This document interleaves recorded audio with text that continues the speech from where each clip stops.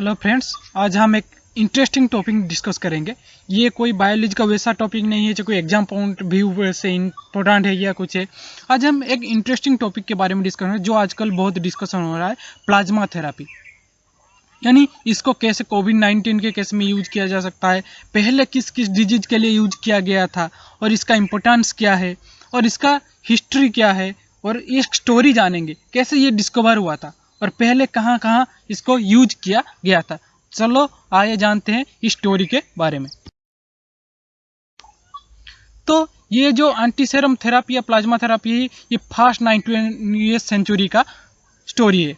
इन्होंने एक German physiologist थे इमेल वॉन बेहरिंग, इन्होंने पहले डिस्कवर किया था कि ये प्लाज्मा थेरापी को, और ये इसके लिए 1901 में इनको पहला नोबेल प्राइज मिला था फिजियोलॉजी और मेडिसिन के लिए, और इनका ये मेजर डिस्कवरी था। ये डिप्थेरिया कोजिंग बैक्टीरिया जो होता है वो था कोरिनोबैक्टीरियम डिप्थेरिया।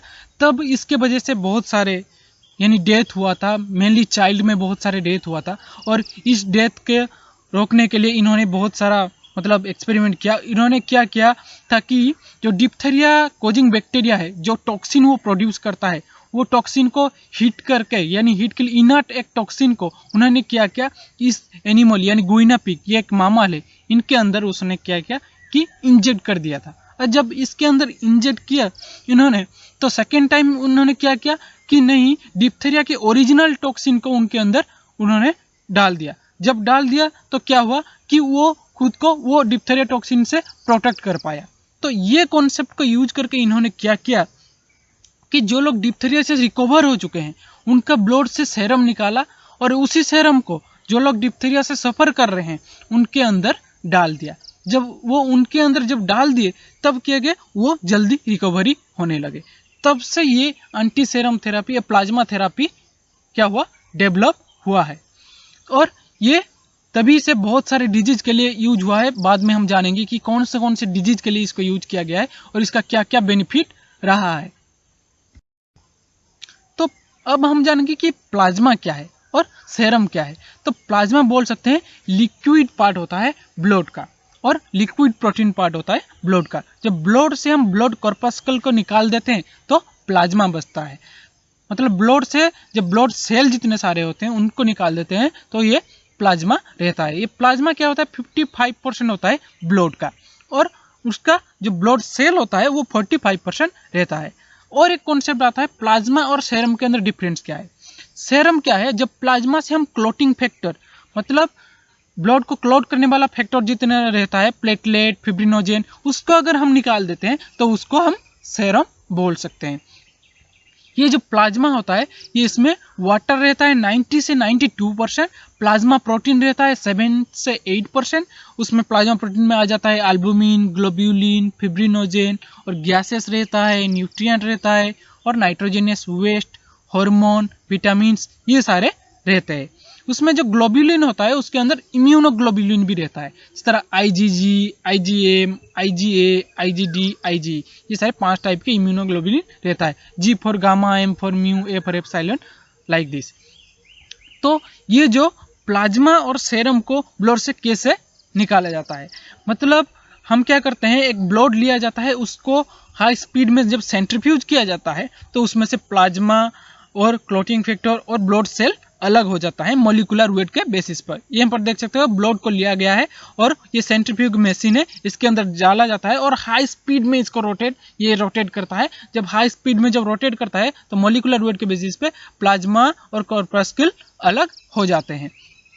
और एक तरीके भी इसको अलग किया जा सकता है, जैसे मैं अगर कोई क्लोटिंग फैक्टर ब्लड में डाल दूं और ब्लड जम जाए और तो उसमें से सेरम निकल जाएगा, उसको प्लाज्मा नहीं बोलेंगे, उसको सेरम बोलेंगे, क्योंकि उसमें क्लोटिंग फैक्टर एब्सेंट है।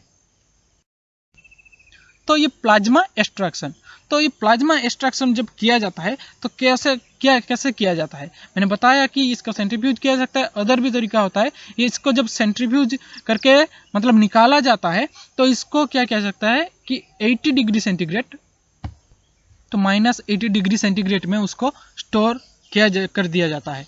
तो इसमें फिर क्लोटिंग फैक्टर भी रहता है और कोआगुलेटिंग फैक्टर भी रहता है, तो ऐसे ही प्लाज्मा एक्सट्रैक्शन होता है। तो ये जो अब जानेंगे कि प्लाज्मा थेरेपी को कहाँ कहाँ कर पहले यूज किया गया था और कौन इसका क्या क्या रिजल्ट आया था। तो मैंने बता दिया था कि 90s फर्स्ट सेंचुरी में और या लेट 80s में जब डिप्थेरिया आया था तो उसके लिए उसको यूज किया गया था, उसमें बहुत सारा इफेक्टिव रिजल्ट मिला था। जब स्पेनिश फ्लू हुआ था, मतलब H1N1 इन्फ्लुएंजा का भी जो एपिडेमिक हुआ था, तब भी ये क्या हुआ था कि इसको यूज किया गया था। ये बहुत बड़ा था एपिडेमिक, मतलब बोल सकते हैं मेनली यूरोपियन कंट्री में बहुत सारा डेथ हुआ था। इसमें जो वर्ल्ड वाइड डेथ हुआ था नियरली 50 लाख था, मतलब सोच सकते हैं 50 लाख का डेथ हुआ था, तब भी इसको यूज किया गया था और वो बेटर रिजल्ट दिया था। अब इबोला के लिए भी इसको यूज किया गया, मिजिल्स के लिए भी, मम्स के लिए भी प्लाज्मा थेरेपी को यूज किया गया। जब सार्स का आउटब्रेक हुआ था, ये सार्स का सिमिलरिटी है अब जो नया कोविड-19 है यानी SARS-CoV-2 है उससे सिमिलरिटी है। तो पहले 2002 में भी इसको प्लाज्मा थेरेपी को यूज किया गया था और मार्स के लिए भी यूज किया गया था। तो बहुत साल पहले इसको यूज किया जा चुका है और इसका बेटर रिजल्ट भी आ गया था। ये देखते हैं कि कुछ पिक्चर है स्पेनिश फ्लू के टाइम का, मतलब डेथ कितना सारा कैसे लोगों को ट्रीट किया गया था और कैसे क्योर करने की कोशिश किया गया था, कितना डेथ हुआ था, एक व्यू है उसका पिक्चर का। और ये था इबोला के, मतलब जब एपिडेमिक आया था, पेंडेमिक बोल सकते हैं या एपिडेमिक, तो तब भी इसको यूज किया गया था। तो ये था, लेकिन अब जो क्यों इसके बारे में क्या कंट्रोवर्सी है, इसके यूज के बारे में क्यों नहीं किया गया, इसके बारे में हम डिस्कशन करेंगे। ये देख सकते हो कि जो एंटीबॉडी है वो कैसे जो फॉर्जिन इन्वेटर है या फॉर्जिन पार्टिकल है या वायरस है, बैक्टीरिया, उससे कैसे फाइट कर रहा है। ये एंटीबॉडी क्या होता है, जो प्लाज्मा एक्सट्रैक्शन किया गया है क्योर आदमी से, उसके ब्लड में ये एंटीबॉडी यानी इसके प्लाज्मा में क्या होता है, ये एंटीबॉडी है। और ये एंटीबॉडी जब सफ़र जो कर रहा है पेशेंट, ये कोई डिजीज से, उसके अंदर दिया जाता है उसको, तो वो एंटीबॉडी क्या करता है, उस वायरस से या वो फॉर्जिन इन्वेटर से क्या करता है, अटैच होके उसके साथ फाइट करता है। ये देख सकते हो, ये जो कोविड-19 का वायरस है और उसके अंदर एंटीबॉडी उसके स्पाइक में अटैच कर रहा है और उसको डिस्ट्रॉय कर रहा है। और ये बोल सकते हैं कि ये इसका क्या लिमिटेशन है, कंट्रोवर्सी है प्लाज्मा थेरेपी के ऊपर, ये कि हर किसी के हम ब्लड ले सकते हैं और उससे प्लाज्मा एक्सट्रैक्ट करके दे सकते हैं, ऐसा नहीं। जो रिकवर पेशेंट है उसका प्लाज्मा लिया जाता है और वो जो एज ग्रुप होगा 20 से 60 साल के अंदर होगा, हर किसी का नहीं, तो 20 से 60 साल के अंदर होगा। और मेनली एबी ब्लड ग्रुप का जो क्या होता है प्लाज्मा आता है वो सबको दिया जा सकता है, क्योंकि हम जानते हैं जो एबी ब्लड ग्रुप होता है यूनिवर्सल डोनर होते हैं, उसके ब्लड में एंटीबॉडी नहीं होता है, रिएक्शन कम होता है, तो मेनली एबी ब्लड ग्रुप वालों से हम ये प्लाज्मा ले सकते हैं। लेकिन और भी प्लाज्मा ले सकते हैं जो प्लाज्मा के ब्लड ग्रुप मैच करना चाहिए, ये भी एक इम्पोर्टेंट इशू है। और क्या होता है कि ये प्लाज्मा को जब एक्सट्रैक्ट किया जाता है यानी 8 से 10 आवर बोल सकते हैं जनरली, उसके अंदर उसको फ्रोजन करना चाहिए, उसका स्टोर भी करना चाहिए, तो ये सारे उसमें इशू आते हैं। तो ये सब था उसके इशू के लिए। और इसके भी अंदर क्या कंट्रोवर्सी है, मतलब ये देखते हैं कि ये एक पिक्चर है जब कुछ कोविड-19 को ट्रीटमेंट के लिए चाइना में प्लाज्मा एक्सट्रैक्शन करके रिकवर पेशेंट से दिया जाता है। और ये रिकवर पेशेंट भी 12 से 14 दिन के अंदर होना चाहिए रिकवर पेशेंट, ये नहीं कि जो प्लाज्मा थेरेपी यानी कॉन्वलेशन प्लाज्मा थेरेपी जो बोला जाता है, रिकवर पेशेंट से जो प्लाज्मा लिया जाता है, ये नहीं है कि 2 महीने के बाद वो क्योर हो गया उसके बाद जाके प्लाज्मा लेंगे, ऐसा नहीं, 12 से 14 दिन के अंदर लिया जा सकता है। तो ये सब था इसके। लेकिन अब बोला जाता है कि WHO क्यों पहले इतना इफेक्टिव प्लाज्मा थेरेपी को पहले नहीं बोला, क्योंकि अभी तक तो कोई वैक्सीन नहीं है। तो अब हम जब पेशेंट को ट्रीट करना चाहते हैं तो पहले से ही प्लाज्मा थेरेपी को अलाउ करना चाहिए। ICMR भी अभी अलाउ किया है, लेकिन इनको पहले करना चाहिए, ये कंट्रोवर्सी अराइज होता है। So let's it, thank you, be safe and stay home.